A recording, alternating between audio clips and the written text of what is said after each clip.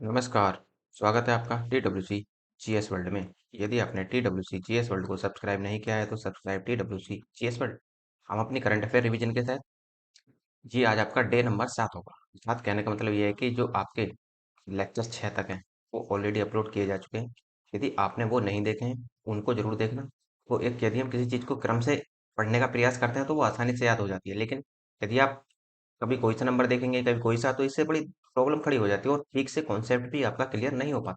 अब देखो जो ये जो होगा आपका, ये हमारा अगस्त 2022 से लेकर हम अप्रैल 2023 तक इसका रिवीजन करेंगे। और ये जो पूर्णतः आपका वीडियो चल रहा है ये आपका पूर्णतः यूपीपीएससी को डेडिकेटेड है। अर्थात कहने का मतलब ये है कि जो यूपीपीएससी के जितने भी एग्जाम होंगे उन सभी के लिए ये यूजफुल होगा। और मेनली सबसे ज्यादा आप देखेंगे पीसीएस के लिए, जो 14 मई का आपका पेपर होगा उसके लिए ये सबसे ज्यादा यूजफुल होने वाला है। उसी को ही ध्यान में रखकर ये वीडियो आपका बनाया भी जा रहा है। तो थोड़ा सा ध्यान रखेंगे और कंसंट्रेट होकर पढ़ना है आपको, वो क्योंकि समय कोई नहीं है। इसी वजह से आपकी रिवीजन सीरीज ही चल रही है, क्योंकि लास्ट के टाइम में आप जो लास्ट का जो या ये कह लो कि पिछला 1 महीना होता है पेपर से पहले का, उसमें केवल और केवल आप रिवीजन ही कर सकते हैं और उसके अलावा और कुछ कर नहीं पाएंगे। यदि आप कुछ नया पढ़ने का प्रयास करेंगे तो ये मान लेना कि कहीं ना कहीं आप गलती कर रहे हैं। तो आपने जितना पढ़ा है आप केवल और केवल उस पर विश्वास करके जो आपके अपने नोट्स बने हुए हैं उनको जितना भी हो सकता है मल्टीपल टाइम रिवीजन कीजिए, क्योंकि रिवीजन ही आपका की ऑफ सक्सेस है, अर्थात सफलता की कुंजी ही आपका रिवीजन होगा। तो आगे बढ़ेंगे। अब तो कोई ये जो आपका वीडियो होगा पीसीएस के लिए तो मोस्टली है ही। ये आपका आयोग द्वारा जैसे आरओ के पेपर होंगे, एआरओ के होंगे, वीओ का होगा, उन सभी के लिए यूजफुल होगा। देखो इसका स्रोत क्या होगा? स्रोत है इसका संसद टीवी जो भारत सरकार का है, पीआईबी जिसे हम प्रेस इन्फॉर्मेशन ब्यूरो बोलते हैं, द हिंदू और द इंडियन एक्सप्रेस इसका स्रोत होगा। तो हम अपने जो हमारी 30-30 क्वेश्चन की सीरीज चल रही है उसमें ये आपका आज डे जो होगा वो आपका 7 होगा। तो स्टार्ट करते हैं हम अपने आगे। देखो 180 सवाल तक मैंने आपको कंप्लीट करा दिया। अब 180 से हम आगे बढ़ेंगे और 120 सवाल तक इनको हम पूरा करने का यहाँ पर प्रयास करेंगे। एक व्यक्ति है देखो, माधव हाड़ा। तो माधव हाड़ा कौन है, क्या हुआ, क्यों न्यूज में है, कारण क्या है? देखो माधव हाड़ा जो है, देखो जो बिहारी पुरस्कार दिया जाता है, तो 2022 का बिहारी पुरस्कार जो दिया गया है वो माधव हाड़ा को ही दिया गया है। ये ध्यान रखना है कि 2022 का बिहारी पुरस्कार किसे दिया गया है, तो माधव हाड़ा को। वेरी वेरी इंपॉर्टेंट सवाल बनेगा। और ये कौन सा पुरस्कार था? ये इसका 25वां पुरस्कार था, अर्थात बिहारी पुरस्कार जो दिया गया है या ये कह लो कि 25वां बिहारी पुरस्कार माधव हाड़ा को दिया गया है। किसके लिए दिया गया है? इनकी एक कृति थी, हिंदी में प्रकाशित है उनकी रचना, ये आलोचना कृति है इनकी, पचरंग चोला पहर सकीरी। अर्थात कहने का मतलब ये भी आपको बुक भी याद रखनी है। कभी कभी सीधा ही पूछ लेता है कि पचरंग चोला पहर सकीरी किसकी पुस्तक है, तो उसको वहां पर थोड़ा सा ध्यान रखकर चलना है कि यहाँ पर पुस्तक भी आपसे पूछी जा सकती है। अब ये जो पुस्तक थी ये 2015 में आपकी प्रकाशित हुई थी। और इन्हें इन्हें कितने जो आपके माधव हाड़ा साहब हैं, तो माधव हाड़ा जो है इन्हें हरिश्चंद्र पुरस्कार भी दिया जा चुका है पीछे। और यह पुरस्कार केवल और केवल, अर्थात जो बिहारी पुरस्कार है ये पुरस्कार केवल और केवल हिंदी और राजस्थानी भाषा के लिए दिया जाता है। तो ध्यान रखेंगे किस किस के लिए दिया जाता है, तो हिंदी और राजस्थानी के लिए। किस पुस्तक के लिए दिया गया है वर्तमान में? बजरंग चोला पहर सकेरी के लिए। और किसको मिला है? तो माधव हाड़ा को मिला है। तो ये इसमें 3-4 पॉइंट आपको ध्यान रखने हैं। नेक्स्ट है मिड डे मील स्कीम। तो मिड डे मील स्कीम कब लॉन्च हुई थी इसके बारे में देख लेते हैं। देखो पीवी नरसिम्हा राव द्वारा 1995 में इसे लाया गया था, अर्थात जो भूतपूर्व प्रधानमंत्री थे हमारे पीवी नरसिम्हा राव, कांग्रेस से थे ये, तो इन्हीं के द्वारा ही ये स्कीम लाई गई थी। इसका वर्तमान में नाम परिवर्तित कर दिया गया, इसे पीएम पोषण कर दिया गया है। ये ध्यान रखना है। पूछ सकता है कि मिड डे मील का हाल ही में नाम चेंज कर कर नाम बदल कर क्या किया गया है, तो पीएम पोषण अभियान। और सितंबर 2021 में की गई थी, या ये कह लो जो हम पोषण माह बनाते हैं, पोषण सप्ताह जो या पोषण माह जो मनाया जाता है वो भी सितंबर के माह में ही मनाया जाता है। इसमें 24 लाख बच्चों के एडमिशन बढ़े हैं जब से यह लागू हुई है। अर्थात कहने का मतलब यह है 1995 में से लेकर वर्तमान तक, अर्थात 2022 तक, ये इसमें 24 लाख बच्चों के एडमिशन नए अर्थात इसमें बढ़े हैं। ये एक सेंट्रल सेक्टर स्कीम है, अर्थात केंद्र और राज्य दोनों का सहयोग से चलती है। अर्थात देखो यदि वो कहता है कि सेंट्रल स्पॉन्सर्ड स्कीम है, तो सेंट्रल स्पॉन्सर्ड स्कीम का मतलब होता है कि इसमें राज्य प्लस केंद्र दोनों शामिल होते हैं। तो राज्य और केंद्र के द्वारा जब बनाई जाती है स्कीम, वो आपकी सेंट्रल सेक्टर स्कीम या सेंटर स्पॉन्सर्ड स्कीम कहलाती है। सेंट्रल सेक्टर स्कीम कौन सी होती है? यदि आप कहें कि सेंटर सेक्टर स्कीम, तो सेंटर सेक्टर स्कीम का मतलब होता है कि ये पूर्णतः सेंटर के द्वारा ही वित्त पोषित की जाती है। ये आप ध्यान रखेंगे। जैसे वित्त पोषित कौन कौन सी होंगी, जैसे आप देखते हैं जो आपकी पीएम जे है, एवाई अर्थात पीएम किसान सम्मान निधि जो योजना है आपकी, उसी के तहत ये जो पीएम किसान सम्मान निधि जो योजना है, जिसके तहत किसानों को 6,000 रुपये वार्षिक दिए जाते हैं, 3 किस्तों में दिए जाते हैं वो भी। तो वो क्या है, वो सेंटर सेक्टर स्कीम है, क्योंकि वो जो वहां से जो पैसा, ये जो 6,000 रुपये दिए जा रहे हैं सेंटर के द्वारा दिए जाते हैं। नेक्स्ट, 1925 में इसे पहली बार, इसे मिड डे मील को जिसे आप पीएम पोषण के नाम से जानते हैं वर्तमान में, तो 1925 में इसे पहली बार मद्रास कॉरपोरेशन द्वारा लागू किया गया था। और 1980 में गुजरात, केरल, तमिलनाडु और पुडुचेरी में भी इसे लागू किया गया फिर। और उसके बाद इसे समूचे भारत में लागू कर दिया गया। हाल ही में इसे हाल ही में इसकी प्राइस को 9.6% और बढ़ा गया। जो इसमें पैसा दिया जा रहा था, उसको क्या है कि वर्तमान सरकार ने उसमें 9.6% की और बढ़ोतरी कर दी है। अब देखो, मिड डे मील जो है किससे संबंधित है? मिड डे मील एक तरीके से ये है कि मिड डे मील से देखो कई सारे लाभ होते हैं। कई सारे लाभ कैसे? एक तो बच्चा स्कूल में आएगा मिड डे मील के बहाने, तो उसे वहां पर पढ़ा दिया जाएगा। एक आपका ये लाभ होगा। दूसरा क्या होगा, जो गरीब बच्चे होते हैं उनमें जो कुपोषण की समस्या होती है, उस समस्या से भी निजात पा लिया जाएगा। ठीक। यदि बच्चा स्कूल आएगा तो उसका चेकअप भी टाइम टू टाइम होता रहेगा। तो इसी वजह से क्या है कि इस योजना को लाने का यहाँ पर प्रयास किया गया था।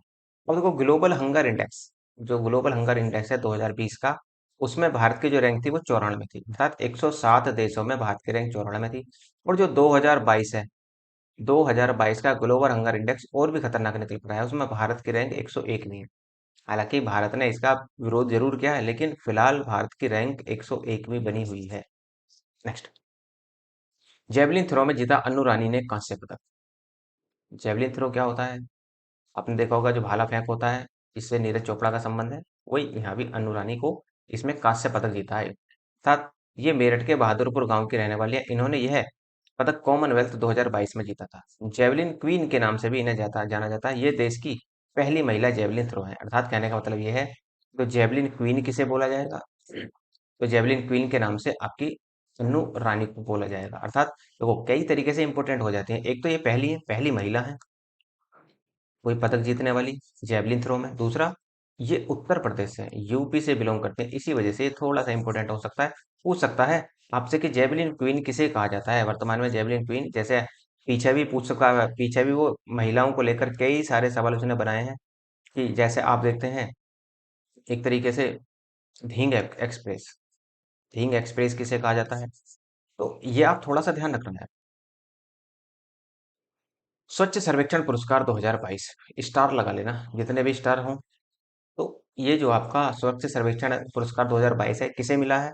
देखो, अब तक 6 बार इसे लागू किया गया है और 6 की 6 बार इंदौर इस पदक तालिका में इंदौर शीर्ष पर बना हुआ है। अर्थात कहने का मतलब ये है, स्वच्छ सर्वेक्षण 2022 1 लाख से अधिक की आबादी वाले शहरों में इंदौर को स्वच्छ शहर घोषित किया गया और इस प्रकार इंदौर लगातार 6 वर्ष से प्रथम स्थान पर बना हुआ है। सूरत को दूसरी बार लगातार स्वच्छ शहर का दर्जा प्राप्त हुआ। अर्थात पहले स्थान पर इंदौर, दूसरा भी आपको ध्यान रखना है सूरत, और तीसरा भी आपको याद रखना है, तीसरा स्थान रहा नवी मुंबई को मिला है। तो देखो, स्वच्छ सर्वेक्षण पुरस्कार में जो 2022 में, जिसमें 1 लाख से अधिक आबादी वाले शहर हैं, उनमें यदि आप काउंट करेंगे तो पहला इंदौर को, दूसरा सूरत को और तीसरा आपका नवी मुंबई को यहाँ पर मिला है। मध्य प्रदेश को सबसे स्वच्छ राज्य का दर्जा मिला है। तो ये भी ध्यान रखना है कि किसको सबसे स्वच्छ राज्य का दर्जा मिला है। तो सबसे स्वच्छ राज्य का दर्जा मध्य प्रदेश को दिया गया और दूसरा स्थान महाराष्ट्र को, और तीसरा स्थान जो दिया गया है वो छत्तीसगढ़ का इसमें रहा है। हरिद्वार को सबसे स्वच्छ गंगा शहर घोषित किया गया। अर्थात गंगा नदी के किनारे जितने भी शहर बसे हुए हैं, उनमें सबसे स्वच्छ शहर यदि आप देखें तो किसको मानेंगे, वो आपका हरिद्वार होगा। अब आप जानते हैं कि गंगा नदी जो है वो कहाँ से निकलती है? उत्तराखंड में। तो भारत के 5 राज्यों से होकर गुजरती है और एक इंटरनेशनल बाउंड्री भी है इसकी। अर्थात कहने का मतलब ये है कि 2 देशों से होकर भी गुजरती है। जैसे आप जानते हैं भारत से होती है, भारत के बाद में ये कहाँ पहुंच जाती है? पश्चिम बंगाल होते हुए बांग्लादेश में ही प्रवेश कर जाती है। ठीक। और 5 राज्य कौन से हैं? जैसे आप देखते हैं उत्तराखंड है, उत्तराखंड के बाद ये आ जाएगी यूपी में, यूपी के बाद बिहार, बिहार के बाद झारखंड और झारखंड के बाद आपका वेस्ट बंगाल आ जाएगा। तो ये 5 राज्य भी आपको ध्यान रखने हैं। इन पुरस्कारों का वितरण जो किया है वो किसने किया है? जो वर्तमान राष्ट्रपति हैं द्रौपदी मुर्मू जी, उन्होंने इसका उद्घाटन या वितरण किया है। और इन पुरस्कारों की जो शुरुआत हुई थी वो 2016 में हुई थी। यदि देखो 2016 भी याद रखना चाहो तो कम से कम इतना रख लेना कि लगातार इंदौर छठवीं बार टॉप पर बना हुआ, तो आप इसी से भी अंदाजा लगा लेंगे कि इन पुरस्कारों की शुरुआत कब हुई होगी। बुंदेलखंड। बुंदेलखंड एक्सप्रेस वे क्या है? या बुंदेलखंड, देखो बुंदेलखंड एक्सप्रेस वे है, लेकिन यहाँ पर बुंदेलखंड एक्सप्रेस वे से सवाल नहीं कर रहा है, ये कुछ और ही बता रहा है। देखो, उत्तर प्रदेश के बुंदेलखंड को चौथा टाइगर रिजर्व घोषित किया गया है, तो ये ध्यान रखना। तो उत्तर प्रदेश के बुंदेलखंड को चौथा टाइगर रिजर्व घोषित किया गया और इसका नाम जो पड़ा है वो रानीपुर वाइल्ड लाइफ सेंचुरी पड़ेगा।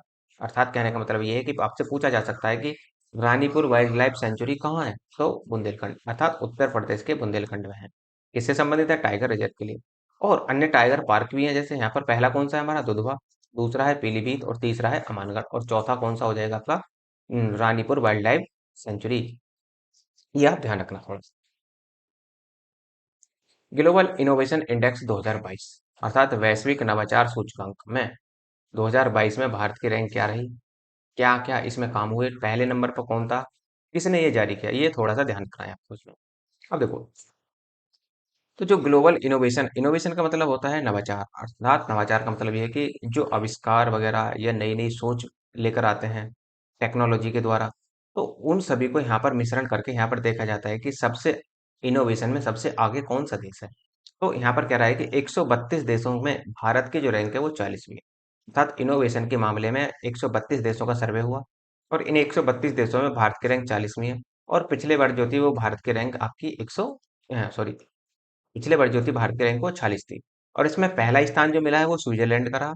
और स्विट्जरलैंड 12 वर्ष से लगातार पहले स्थान पर बना हुआ है, ये भी ध्यान रखना। और इसमें अंतिम स्थान जो मिला वो गिनिया को मिला है। ये वर्ल्ड इंटेलेक्चुअल प्रॉपर्टी ऑर्गेनाइजेशन द्वारा अर्थात वीपो द्वारा जारी की जाती है। पूछ सकता है कि ग्लोबल इनोवेशन इंडेक्स किसके द्वारा जारी की जाती है? तो वर्ल्ड इंटेलेक्चुअल प्रॉपर्टी ऑर्गेनाइजेशन जो है वो वीपो द्वारा जारी किया जाता है। इसे 14 जुलाई 1967 को बनाया गया था। इसका मुख्यालय जेनेवा स्विट्जरलैंड में है। इसके सदस्य देश कितने हैं? तो इसके सदस्य देश जो है वो 193 है। इस बार इसका जो संस्करण जारी हुआ है वो कौन सा? 15वां संस्करण जारी हुआ है। तो थोड़ा सा यहाँ पर ध्यान रखना है आपको। अब देखो इनिशिएटिव क्या क्या चलाए गए हैं भारत में इससे संबंधित, अर्थात इनोवेशन से संबंधित क्या क्या इनिशिएटिव है भारत में। देखो डिजिटल इंडिया जानते हैं आप, बहुत ज्यादा प्रमोट भी किया जा रहा है। नेशनल एजुकेशन पॉलिसी, जो हमारी न्यू एजुकेशन पॉलिसी लाई गई है वो इसी को ध्यान में रखते हुए लाई गई है, क्योंकि ताकि नवाचार अर्थात इनोवेटिव इस प्रकार से बच्चे को बचपन से ही इनोवेटिव बनाया जाए। उसको ये देखा जाए कि उसमें क्या थिंकिंग है, उसी थिंकिंग के अनुसार उसको आगे बढ़ाने का वहां पर प्रयास किया जाएगा। अटल थिंकिंग लैब का यहाँ पर बनाई जाएंगी और स्ट्रक्चरल रिफॉर्म लाए जाएंगे, ये भी ध्यान रखना है। और भारत ने 40% की ग्रोथ की है। अच्छा है, इनोवेशन के क्षेत्र में भारत ने बहुत अच्छी छलांग लगाई है यहाँ पर। खुद ही देखो, पिछले साल भारत की रैंक 40 और आज भारत की रैंक 2022 में 40 हो गई, तो यहाँ भी गिरावट आई है। गिरावट नहीं, सॉरी, यहाँ भी बढ़ोतरी हुई है। नेक्स्ट है वंदे भारत एक्सप्रेस। तो वंदे भारत एक्सप्रेस क्या है? तो पहली बार इसे 2019 में कानपुर, प्रयागराज और वाराणसी के मध्य चलाई गई थी। तीसरी वंदे भारत एक्सप्रेस ट्रेन गांधीनगर से मुंबई के बीच चलाई गई थी। और इसका उद्घाटन किसने किया? ये ध्यान रखना है, इसका उद्घाटन पीएम नरेंद्र मोदी द्वारा किया गया था। नेक्स्ट, राष्ट्रीय लता मंगेशकर पुरस्कार, वेरी वेरी इंपॉर्टेंट होगा आपका। लास्ट राष्ट्रीय लता मंगेशकर पुरस्कार किसे दिया गया है? तो कुमार सानू को, ये भी सिंगर है। तो कुमार सानू को 2021 के लिए राष्ट्रीय लता मंगेशकर पुरस्कार प्रदान किया गया और 2019 के लिए शैलेंद्र सिंह को दिया गया था, जबकि 2020 के लिए लता मंगेशकर पुरस्कार आनंद मिलिंद को दिया गया था। तो शैलेंद्र सिंह ध्यान रखना है, एक तो 2021 का वेरी वेरी इंपॉर्टेंट है कुमार सानू को, तो यदि आप ध्यान रख सकते हैं 19 का भी, तो 19 का भी ध्यान रखना है शैलेंद्र सिंह, और उसके बाद में 2020 के लिए आनंद मिलिंद को मिला था। तीनों लगभग ध्यान रखने का यहाँ पर प्रयास करना। इंदौर के संगीत महाविद्यालय को स्वर सामग्री लता मंगेशकर जी के नाम पर इसे दिया जा रहा है। नेक्स्ट है ग्लोबल हंगर इंडेक्स। पीछे भी मैंने आपको अंदाजा दिया था जब आपको मैंने जो आपका मिड डे मील योजना बताई थी, तो वहां भी भारत की रैंक क्या थी, और यहाँ भी आप देख सकते हैं। तो ग्लोबल हंगर इंडेक्स, तो वहां पर एक मोटा सा हल्का सा आंकड़ा दिया था, लेकिन यहाँ पर आप इसे डिटेल में देख सकते हैं। जैसे भारत की रैंकिंग इसमें कितनी है? 107 है। साथ 121 देशों में भारत की रैंकिंग 107 है, लेकिन भारत ने इस रिपोर्ट को खारिज कर दिया। पिछले वर्ष भारत की रैंकिंग 101 थी 116 देशों में। ठीक, देखो इसमें क्या क्या देखा जाता है। वैश्विक भुखमरी इंडेक्स जो है इसमें किन किन आंकड़ों पर ध्यान रखा जाता है। जैसे अंडर न्यूरिशमेंट, अंडर न्यूरिशमेंट का मतलब अल्प पोषण, किसी व्यक्ति को अल्प पोषण मिल रहा है, उसमें देखता है, उसे देखता है कि कितना अल्प पोषण मिल रहा है। चाइल्ड स्टंटिंग होता है। चाइल्ड स्टंटिंग का मतलब कैसे होता है, देखो, चाइल्ड स्टंटिंग का मतलब होता है कि व्यक्ति की, जो बच्चा होता है उसकी लंबाई तो ठीक ठाक बढ़ती है लेकिन उसका वजन जो वो कम होता है वहां पर। यहाँ पर वेस्टिंग है, चाइल्ड वेस्टिंग है। यहाँ पर क्या होगा, इसका जस्ट उल्टा हो जाएगा। यहाँ पर उसका लंबाई नहीं बढ़ेगी, इतनी लंबाई नहीं बढ़ती जितना उसका क्या हो जाता है, जितना वो मोटा हो जाता है। तो मोटाई के अनुसार लंबाई नहीं बढ़ती। तो एक तो ये आपका चाइल्ड न्यूरिशमेंट होगा, अल्प पोषण बोलते हैं जिसे चाइल्ड स्टंटिंग बोलते हैं इसको, और चाइल्ड वेस्टिंग। अर्थात चौथा जो पॉइंट दिया है इन्होंने, चाइल्ड मोर्टिलिटी, बाल मृत्यु दर, भारत में कितनी बाल मृत्यु दर है, अर्थात भारत में एक साल में, एक वर्ष में कितनी बाल मृत्यु हो जाती है, उसको देखा जाता है। अर्थात 4 क्षेत्रों में ये वर्क करता है। इन्हीं में से स्टेटमेंट बना देगा कि कौन सी इसमें शामिल होती है, कौन सी इसमें शामिल नहीं होती। अच्छा तरह देखो, कुछ सवालों के आंसर मुझे आपसे ही चाहिए। क्या ये जो मैं आपको पूरा कॉन्सेप्ट पढ़ा रहा हूँ यहाँ पर, क्या आप चाहते हैं कि इसे मैं क्वेश्चन की फॉर्म में भी लेकर आऊं? इससे आपका डबल रिवीजन हो जाएगा। एक एक टॉपिक से एक एक क्वेश्चन यदि बन जाएगा तो वहां से आपका डबल रिवीजन होने के चांसेस पूरे पूरे बन जाते हैं। तो कमेंट बॉक्स में आप जरा मुझे बताना कि आप कैसे चाहते हैं, क्योंकि टाइम तो देखो है नहीं, लेकिन फिर भी टाइम निकाल लिया जाएगा थोड़ा थोड़ा करके। तो एक वीडियो, एक अच्छी खासी वीडियो लगभग 200 सवालों की एक आपके सामने प्रस्तुत हो जाएगी। और उसके बारे में आप बताना जरूर कि कमेंट बॉक्स के माध्यम से, या फिर यदि आप कमेंट नहीं करेंगे तो आप मेल के माध्यम से भी बता सकते हैं। ठीक, आगे बढ़ते हैं। देखो, श्रीलंका, अब जो हमारे पड़ोसी देश हैं, उन सब हमारे सब पड़ोसी देशों में ये मान लो कि हमारी स्थिति ही बदतर है सारे। जैसे श्रीलंका को 64वीं रैंक मिली है, पाकिस्तान को 99वीं रैंक मिली है। देखो दोनों के हाथ में कटोरा है और कोई भीख देने के लिए तैयार नहीं है, लेकिन इनकी रैंक देख लो। इनकी, श्रीलंका की 64वीं है और पाकिस्तान की 99वीं। बांग्लादेश की 84 है, अफगानिस्तान की 109 है।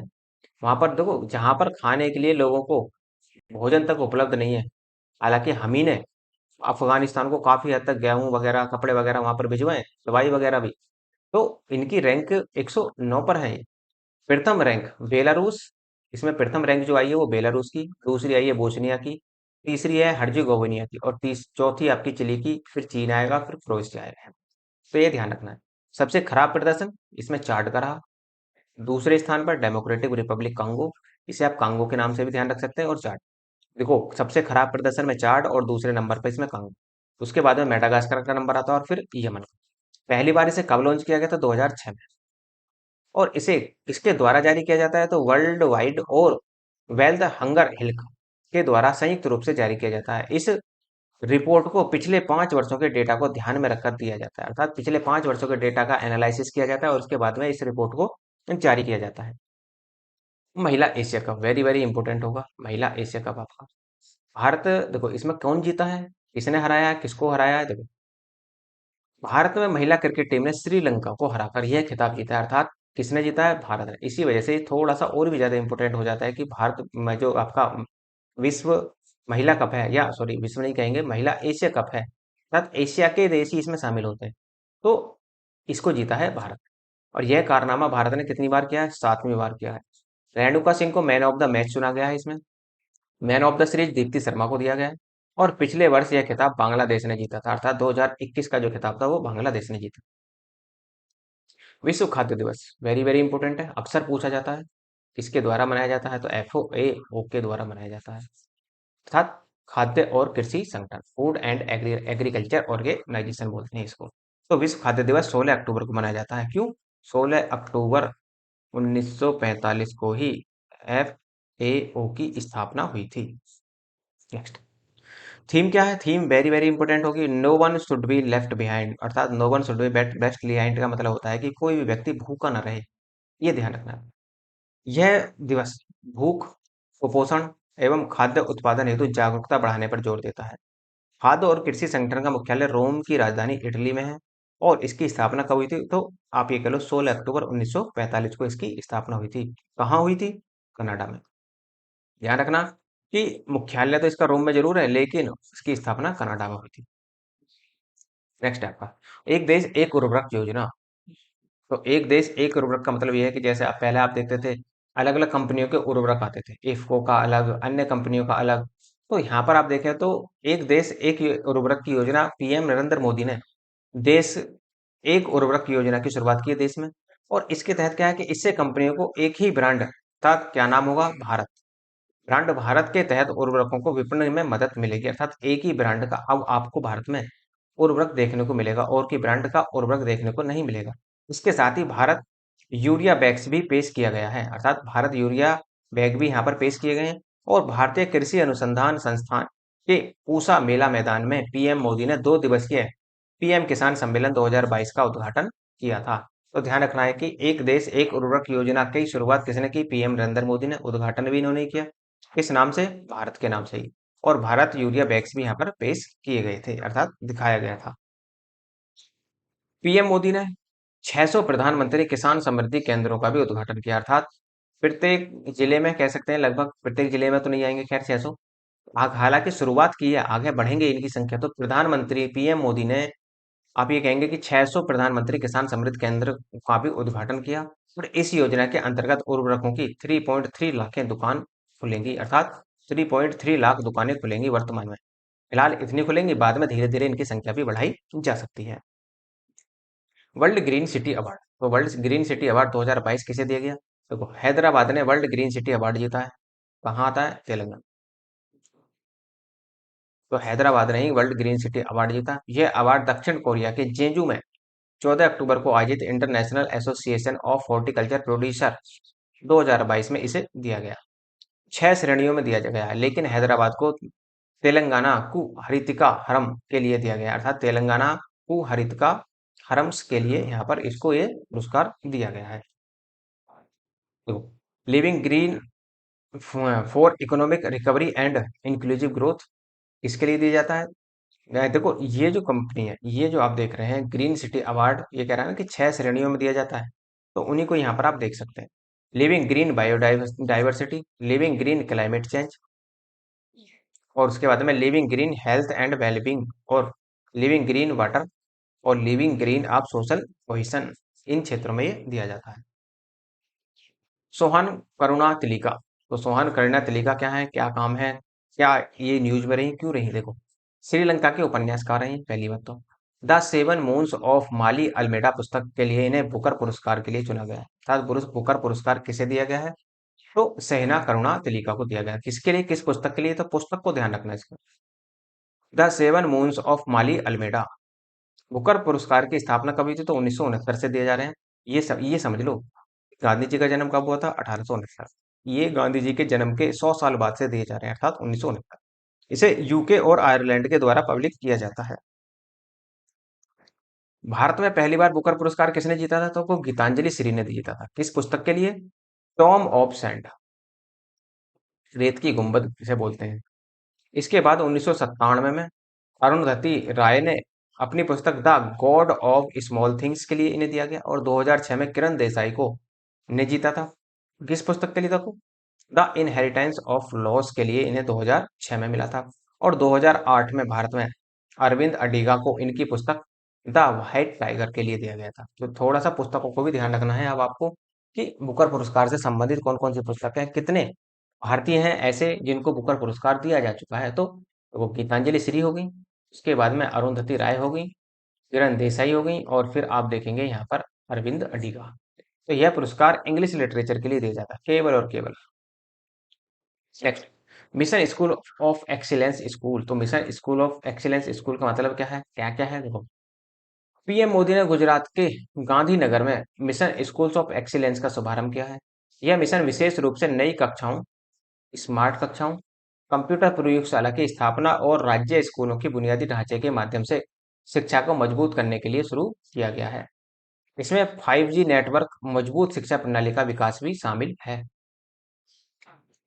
नेक्स्ट है बैलोन डी पुरस्कार। बैलोन डी और पुरस्कार किसे दिया गया? देखो बैलोन डी और पुरस्कार किस क्षेत्र में दिया जाता है, ये भी आपको ध्यान रखना थोड़ा सा। देखो यह पुरस्कार करीम बेंजमा, कहाँ के हैं? फ्रांस के हैं।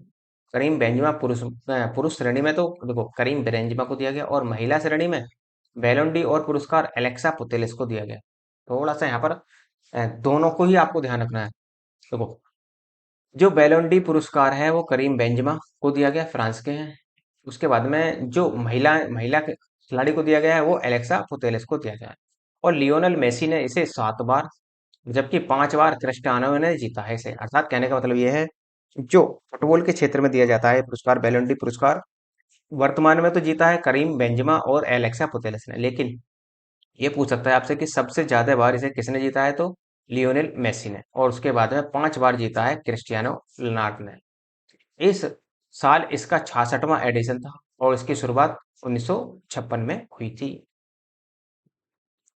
नेक्स्ट आपका एशिया के सबसे बड़े संपीड़ित बायोगैस संयंत्र का उद्घाटन कहाँ हुआ। देखो एशिया के सबसे बड़े संपीड़ित है, ध्यान रखना, संपीड़ित बायोगैस संयंत्र का उद्घाटन। केंद्रीय मंत्री कौन है।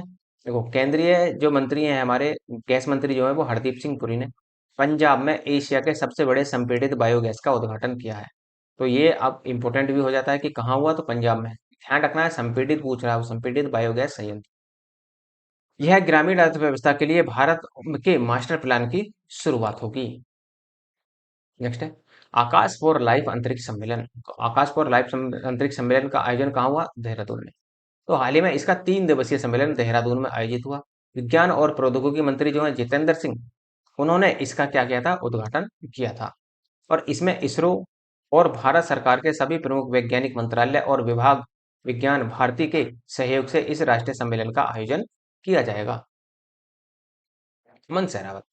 अब देखो अमन सहरावत का यही पूछ सकता है कि अमन सहरावत का संबंध किससे है, तो ये एक रेसलर है, अर्थात रेसलर का मतलब जो कुश्ती वगैरह करते हैं ये वो। अ, हाँ। तो अमन सहरावत अंडर 23 विश्व कुश्ती चैंपियनशिप में स्वर्ण पदक जीतने वाले पहले भारतीय पहलवान बन गए हैं। भारत के साजन भानवाला ने इस प्रतियोगिता में कांस्य पदक जीता है और ये कांस्य पदक जीतने वाले पहले ग्रीको रोमन पहलवान बन गए हैं। और यह चैंपियनशिप कहाँ आयोजित हुई, तो जो अंडर 23 विश्व कुश्ती चैंपियनशिप का आयोजन जो हुआ था वो स्पेन में हुआ था। अर्थात ये जो चैंपियनशिप है ये स्पेन में आयोजित की गई थी। इस चैंपियनशिप में भारत को स्वर्ण, एक रजत और 4 कांस्य सहित 6 पदक प्राप्त हुए हैं। अर्थात एक गोल्ड मिला है, एक रजत पदक मिला है और एक कांस्य, सॉरी, एक रजत पदक और 4 कांस्य पदक के साथ, अर्थात कुल जो पदक मिले हैं वो 6 पदक मिले हैं। ये ध्यान रखना। इस तरीके से देखते हैं 1+1+4। नेक्स्ट, तूफान सितांग कहाँ आया। अभी आपने देखा था कि पीछे हाल ही में बंगाल की खाड़ी में आया था। तो हाल ही में जो चक्रवात आया था बंगाल की खाड़ी में आया था। अब देखो बंगाल की खाड़ी में यदि कोई तूफान आता है या चक्रवात आता है तो सबसे ज्यादा वो किसको प्रभावित करता है, तो ये है बंगाल की खाड़ी। ये हमारे प्रायद्वीपीय भारत के राज्य हैं। तो यहीं पर आप देखेंगे तमिलनाडु है, आंध्र प्रदेश यहीं है, उसके ऊपर चलेंगे तो उड़ीसा है, और फिर आप इधर आएंगे तो आपको देखने को मिलेगा वेस्ट बंगाल। तो सबसे ज्यादा जो प्रभावित होता है वो उड़ीसा राज्य ही होता है। तो यहीं पर ज्यादातर ये टकराते हैं। हालांकि टकराने के लिए तो कहीं भी टकरा सकते हैं, लेकिन सबसे ज्यादा जो क्षति होती है वो उड़ीसा को ही होती है। और ये नाम जो दिया है सितांग नाम, देखो सितांग नाम किसने दिया है, थाईलैंड ने दिया। अलग अलग देशों के द्वारा नाम दिए जाते हैं। जैसे देखो इससे पूर्व भारत का पूर्वी क्षेत्र प्रभावित भी हुआ था। और जो नामकरण होता है, जो जैसे सितांग नाम दे दिया किसने, थाईलैंड, तो जो नामकरण होता है वो क्रम से करते हैं। जैसे पहले बांग्लादेश, फिर भारत, फिर Sri Lanka, Myanmar, Oman, Pakistan, Thailand, Maldives. और इसके अलावा भी जैसे Iran, Qatar, UAE, Yemen, Saudi Arabia भी इसमें जोड़ गए थे। इसके बाद में इनको भी जोड़ लिया गया था। विश्व पोलियो दिवस कब मनाया जाता है, देखो विश्व पोलियो दिवस मनाया जाता है 24 अक्टूबर को। 24 अक्टूबर को विश्व पोलियो दिवस मनाया जाता है। पोलियो टीकाकरण और पोलियो उन्मूलन के प्रति जागरूकता बढ़ाने के लिए यह दिवस मनाया जाता है। और पोलियो टीके की जो खोज की थी वो किसने की थी, जोनास सॉल्क ने की थी। ये इंपॉर्टेंट होगा, ये आपका स्टैटिक जीके का पार्ट बनेगा कि पोलियो के टीके की खोज किसने की थी, तो जोनास साल्क ने इसकी खोज की थी। यह एक विषाणु जनित बीमारी है जो तंत्रिका तंत्र को प्रभावित करता है। नेक्स्ट, COP27, स्टार लगा लेना इस पे भी आप लोग। मिस्र के कहाँ हुई है COP27। कॉप का मतलब होता है कॉन्फ्रेंस ऑफ पार्टीज। तो मिस्र के शर्म अल शेख में COP27 मीटिंग आयोजित हुई। इसका जो संबंध है वो किससे है, वो जलवायु परिवर्तन से है। देखो यूएनएफसीसी जितनी भी है, यूएनएफसीसी है, तो ये भी, इसका भी संबंध किससे है, इसका भी संबंध जलवायु परिवर्तन से ही है। और कहाँ, देखो ये ध्यान रखना है आपको कि कहाँ हुई थी 27, वो आपकी एक तरीके से मिस्र में हुई। और जो COP26 थी, अर्थात 26वीं मीटिंग थी, तो वो ग्लासगो स्कॉटलैंड में हुई थी। ये भी ध्यान रखना है आपको। यह सम्मेलन अफ्रीका महाद्वीप में 5वीं बार आयोजित होगा। अर्थात होगा क्या, हुआ है। केंद्रीय बिंदु क्या है, जलवायु परिवर्तन से महाद्वीप में उत्पन्न हो रहे गंभीर परिणाम। फिर से कहूंगा, केवल कागजों में रहता है। जलवायु परिवर्तन से संबंधित जितने भी प्रावधान होते हैं धरातल पर लागू आराम से, या धरातल पर अभी तक ठीक प्रकार से इन्हें लागू नहीं किया गया है। और जब तक धरातल पर ठीक प्रकार से लागू नहीं होगा, ग्लोबल वार्मिंग ऐसे ही बढ़ेगी। आगे बढ़ते हैं। सैयद मुश्ताक अली ट्रॉफी 2022। तो सैयद मुश्ताक अली ट्रॉफी ये भी पूछ सकता है कि किससे संबंधित है, तो क्रिकेट से संबंधित है। किस क्षेत्र में जाती है, तो क्रिकेट के क्षेत्र में दी जाती है। तो सैयद मुश्ताक अली ट्रॉफी किसने जीती है, मुंबई ने जीती है। और उपविजेता इसमें हिमाचल प्रदेश रहा। इसे सर्वाधिक बार तमिलनाडु ने जीता है, 3 बार। और इसकी शुरुआत 2006-07 में हुई थी, और इस समय इसका जो नाम था वो इंटर स्टेट चैंपियनशिप था, लेकिन बाद में इसको सैयद मुश्ताक अली ट्रॉफी में कन्वर्ट कर दिया गया। Doctor Rajendra Prasad award 2022। तो उपराष्ट्रपति जगदीप धनखड़ द्वारा राजस्थान के रमेश अरोड़ा को, ये ध्यान रखना है, राजस्थान के रमेश अरोड़ा को देश का पहला डॉक्टर राजेंद्र प्रसाद अवार्ड दिया गया है। किसको, वो देश का पहला दिया गया है हाल ही में, तो इसी वजह से इंपोर्टेंट भी हो जाता है। तो रमेश अरोड़ा साहब को अ, राजेंद्र प्रसाद अवार्ड दिया गया है। यह award Indian institute of public administration नई दिल्ली की ओर से दिया जाता है। नेक्स्ट है फ्रेंच ओपन बैडमिंटन टूर्नामेंट। तो badminton, French open badminton tournament 2022 में क्या क्या हुआ, देखो। फ्रेंच ओपन बैडमिंटन में पहली बार भारतीय जोड़ी जोड़ी थी किसकी, चिराग शेट्टी और सात्विक की। चिराग शेट्टी और सात्विक ने डबल्स का खिताब जीता है इसमें। साथ ये जोड़ी होती है, देखो डबल्स का मतलब ये होता है कि दोनों तरफ दो दो खिलाड़ी खेलते हैं। तो और इसका आयोजन कहाँ हुआ, फ्रांस की राजधानी पेरिस में इसका आयोजन हुआ था। इसमें पुरुष सिंगल्स का खिताब जो जीता है वो डेनमार्क के विक्टर एक्सेल्सन ने जीता है। साथ फ्रेंच ओपन का पुरुष का खिताब जो जीता है वो डेनमार्क के विक्टर एक्सेल्सन ने जीता। और महिला सिंगल्स का खिताब जीता है स्पेन की कैरोलिन मारिन ने जीता है। विश्व सुनामी दिवस कब मनाया जाता है, तो 5 नवंबर को विश्व सुनामी दिवस मनाया जाता है। थीम क्या है, थीम याद रखना है, early warning and early action before early tsunami. अर्थात सबसे पहले क्या है कि पहले वार्निंग देनी है, फिर एक्शन लेना है, और उससे पहले भी क्या है, एवरी सुनामी के लिए इतना काम आपको करना है। सेंडाई फ्रेमवर्क का संबंध सुनामी से ही है। ध्यान रखना है कि पूछ सकता है कि सेंडाई फ्रेमवर्क का संबंध किससे है, तो वो भी सुनामी से ही है। इस शब्द की उत्पत्ति कहाँ हुई थी, जापान में। कब, 18 मार्च 2015 को। और भारत में सबसे ज्यादा सुनामी पूर्वी तट पर ही आती है, अर्थात ये कह लो चक्रवात सुनामी जितने भी सबसे ज्यादा आते हैं वो पूर्वी तट पर ही आते हैं। कहाँ, बंगाल की खाड़ी में। अभ्यास गरुड़ सेवन। तो इसके देखो गरुड़ अभ्यास जो होता है, जो वो भारत और फ्रांस के मध्य होता है। ये एक द्विपक्षीय सैन्य अभ्यास है। तो भारत पूछ सकते हैं, देखो डायरेक्ट पूछता है कि गरुड़ अभ्यास सैन्य अभ्यास किन दो देशों के बीच होता है, तो भारत और फ्रांस के बीच। कहाँ हुआ था आयोजित, ये जोधपुर में आयोजित हुआ अभी हाल ही में। और भारत इसकी मेजबानी चौथी बार कर रहा है। पहले की थी 2003 में, फिर 2006 में और 2014, और अब वर्तमान में 2022 में इसकी मेजबानी की है। सुल्तान जौहर कप 2022 इंपोर्टेंट है। तो सुल्तान जौहर कप, ये देखो ये जो सवाल है ना, सुल्तान जौहर कप अभी आपने पीछे देखा होगा यूपी ट्रिपल एससी का पेपर हुआ था 26 मार्च को। 26 मार्च 2023 को पेपर हुआ था इसका। तो उसमें ये एज इट इज सवाल रखा था कि सुल्तान जौहर कप का संबंध किस खेल से है? उसने सीधा सीधा पूछा था। इसने ये नहीं पूछा कि कौन इसमें विजेता रहा कौन इसमें विजेता नहीं रहा, तो इसने डायरेक्ट ही सवाल कर दिया था। तो सुल्तान जौहर कप का जो संबंध, सुल्तान जौहर कप का संबंध है हॉकी से। यह खिताब किसने जीता, भारत ने। किसको हराकर, ऑस्ट्रेलिया को हरा। तीसरी बार यह खिताब जीता गया भारत के द्वारा। इसका आयोजन कहाँ हुआ था, मलेशिया में। मलेशिया की राजधानी है कुआलालंपुर। भारत ने यह कप 2013 में और 2014 में भी इससे पहले जीता है। शुभ क्रांता पांडा, लास्ट सवाल होगा ये आपका। शुभ क्रांता पांडा क्या है, देखो शुभ क्रांता पांडा को हाल ही में फिक्की का अध्यक्ष नियुक्त किया गया है। फिक्की का मतलब होता है federation of Indian chambers of commerce industry. की स्थापना कब हुई थी इसकी, 1927 में हुई थी। काफी पुरानी है यहाँ, फिक्की है ये। तो यह भारत का सबसे पुराना व्यापारिक संगठन है। ठीक, यह एक गैर सरकारी और गैर लाभकारी संगठन है। और इन्होंने किसका स्थान लिया है, तो संजीव मेहता का स्थान लिया है। तो शुभ क्रांता पांडा को भी ध्यान रखना है आपको। फिक्की का नया अध्यक्ष ने चुना गया है।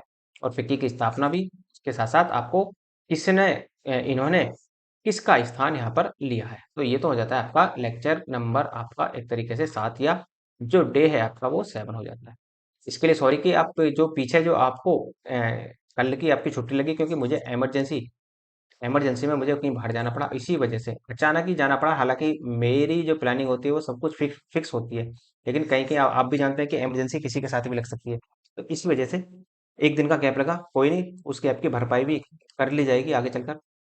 तो देखो, यदि आपको लेक्चर की पीडीएफ चाहिए तो टेलीग्राम ज्वाइन कर लेना। नीचे डिस्क्रिप्शन में टेलीग्राम का लिंक दिया हुआ है, तो वहां से आप टेलीग्राम ज्वाइन कर लेना।